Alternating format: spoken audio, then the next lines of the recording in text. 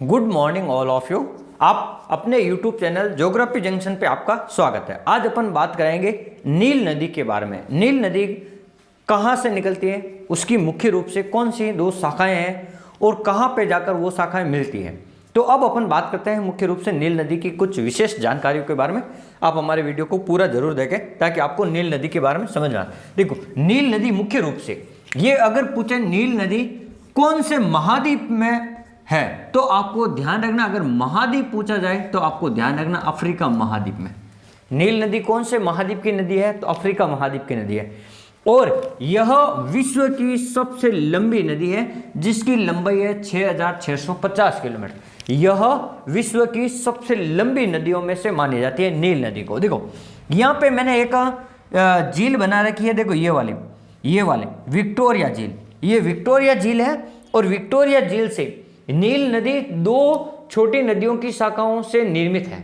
दो छोटी नदियां मिलकर एक बड़ी नदी का निर्माण करते हैं जिसे नील नदी कहते हैं। तो एक तो नील नदी है जो श्वेत नील एक शाखा है, एक है श्वेत नील और एक है नीली नील जिसको अपन ब्लू नील के नाम से जानते हैं। तो देखो जो श्वेत नील है ये विक्टोरिया झील से होकर जो गुजरती है। जो श्वेत नील है इसका उद्गम है विक्टोरिया झील से होकर होता है और ये आगे जाके और इधर से एक झील आती है, ये है मान लो टाना झील है। और टाना झील कहाँ पे, इथोपिया में। टाना झील कहाँ पे, इथोपिया में। तो टाना झील से ये ब्लू नील निकलती है और ये दोनों ही धीरे धीरे आगे जाके खार्तूम नामक स्थान पर क्या हो जाती है, दोनों मिल जाती है, मिश्रित हो जाती है।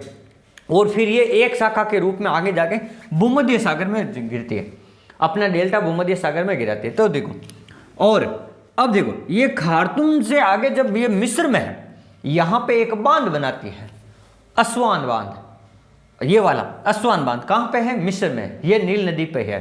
तो नील नदी दो शाखाओं, श्वेत नील जो विक्टोरिया झील से निर्मित है और ब्लू नील जो टाना झील से निकलती है, आगे जाके दोनों खार्तूम नामक स्थान पर ये मिल जाती है और फिर आगे ये भूमध्य सागर में अपना जल गिराती है और भूमध्य सागर में अपने डेल्टा का निर्माण करती है। और नील नदी का जो डेल्टा है चापाकार या धनुषाकार डेल्टा माना जाता है। नील नदी का डेल्टा कैसा है, चापाकार या धनुषाकार डेल्टा है।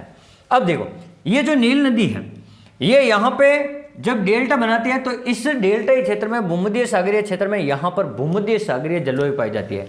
तो आपको पूछ सकते हैं कि नील नदी के डेल्टाई क्षेत्र में किस प्रकार की जलवायु पाई जाती है, तो आपको ध्यान रखना भूमध्य सागरीय जलवायु पाई जाती है।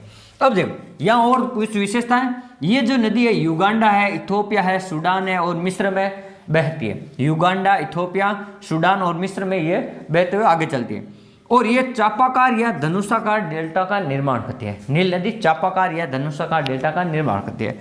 इसके डेल्टाई क्षेत्र में भूमध्य सागरीय जलवायु, यहाँ जो ये डेल्टाई क्षेत्र है यहाँ पे भूमध्य सागरीय जलवायु है।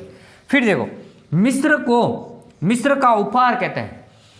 ये जो नील नदी है इसको मिस्र का उपहार, क्योंकि ये जब नदी मिस्र में चलती है तो यहाँ मिस्र में इस नदी की वजह से यहाँ पर कृषिगत जो गतिविधियां हैं और उद्योग धंधों से संबंधित जो गतिविधियां हैं वो इसके कारण ही चलती हैं मिस्र में। इसलिए मिस्र को नील नदी को मिस्र का उपहार कहते हैं, क्योंकि कृषिगत गतिविधियां और उद्योग धंधे इन्हीं से नील नदी के जल से ही चलते हैं। तो ये आपको ध्यान रखना।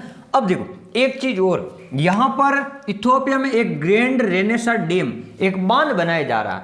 तो ये जो ग्रैंड रेनेसा डैम बांध या इथोपिया में बनाया जा रहा है तो इसके कारण नील नदी अभी चर्चा में, क्योंकि ये विवादित है। ये जो बांध बन रहा है तो इथोपिया और मिस्र के रूप में यहाँ पे क्या है, यहाँ दोनों के मध्य विवाद है।